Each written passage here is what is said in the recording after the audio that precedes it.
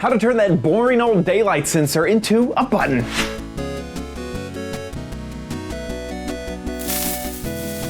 Hey guys, it's Chad. Barmy on YouTube has a fantastic tutorial on how to turn a daylight sensor into a usable button. Now, you may be asking, why on earth would you want to do this? Well, it may actually work with your decor. You may be able to hide the daylight sensor a little bit better, having a secret entrance to your base.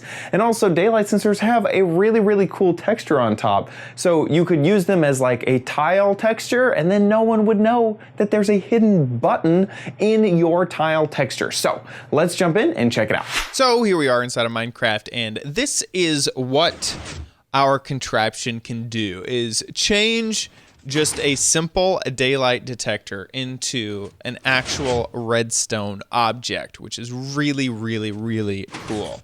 The contraption I have back here is using the sensor that we'll be showing off, and also a T flip-flop. And the reason the T flip-flop, and I'm not going to show you how to make the T flip-flop. Mumbo Jumbo has a fantastic video on how to make a T flip-flop if you search for that. And that is because the normal contraption is just a button. So see how I'm just changing this and it is only sending down a pulse? Well, that is really all that we are, all that this is made for. A T flip-flop is used to change a button press into a on-off. The T stands for basically toggle. So it'll toggle on the power right here, and then when we hit it again, it will toggle it off for our walkway right here.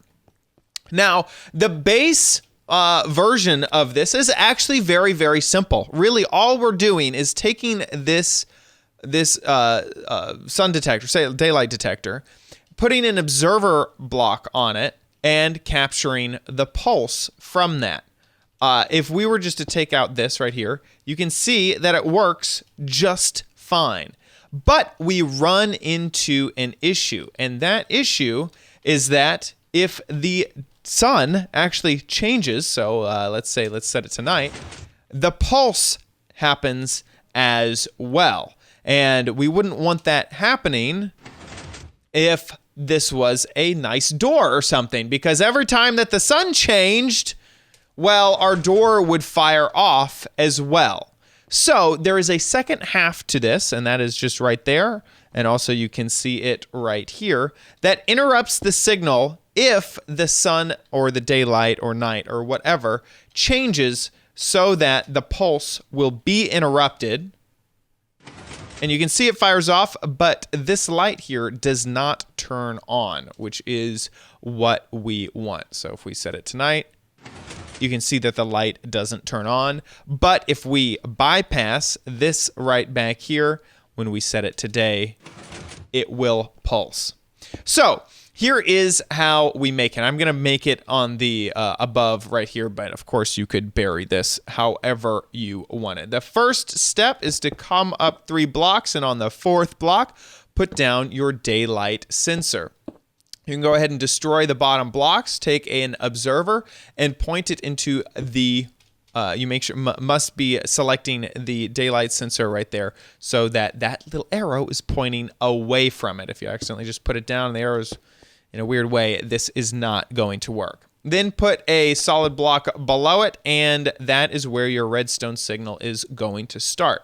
This redstone signal needs to be delayed a little bit, and so by at least 2 ticks. So we're going to put down 1 repeater right here, and then you need to put down a repeater facing into this block to get the redstone signal to the other side of the block. This block is crucial to interrupting the signal if the day actually changes, so it has to be pointed into a block. But you can place it anywhere along the line.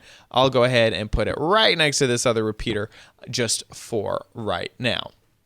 And remember, this has to be a 2-tick delay.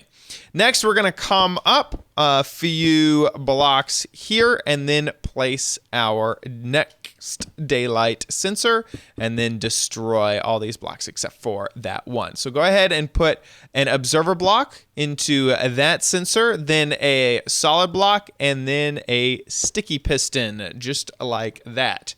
Next, we're going to move the redstone out of here just a little bit.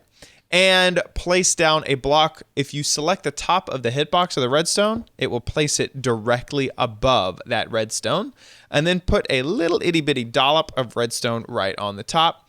Now a new observer pointing into the redstone. Make sure you select that little itty bitty hitbox and point the observer into that redstone. If that fires, you do need that block to stay down there. Now we're gonna put our repeater onto the top of the observer pointing towards the redstone and put a block above the redstone, just like that. And it's all done. Now, whenever we change this, the pulse will go through our redstone. But if the time changes, this will fire quick enough to pull the block up and out of the way so that the redstone can't travel down the line and accidentally set off anything that we don't want it to set off. Now, this will also do, if you change this for any reason, it will also fire off that piston contraption. But a really, really nice, compact, and amazing design by Barmy. Like I said, big thanks to Barmy for creating this tutorial. You can check his video out in the description below. Please do follow through and subscribe to this guy. I think he only has 80 subscribers right now. So seriously, go show that guy some love because he has some amazing redstone tutorials. In fact, I think I'm going to be showing off another one in another video because I absolutely love these things. So look forward to that as well. Thanks so much for watching this episode of OMGcraft. If you enjoyed it, please give it a like. Make sure you subscribe for future videos, and I'll see you next time on OMGcraft. Bye.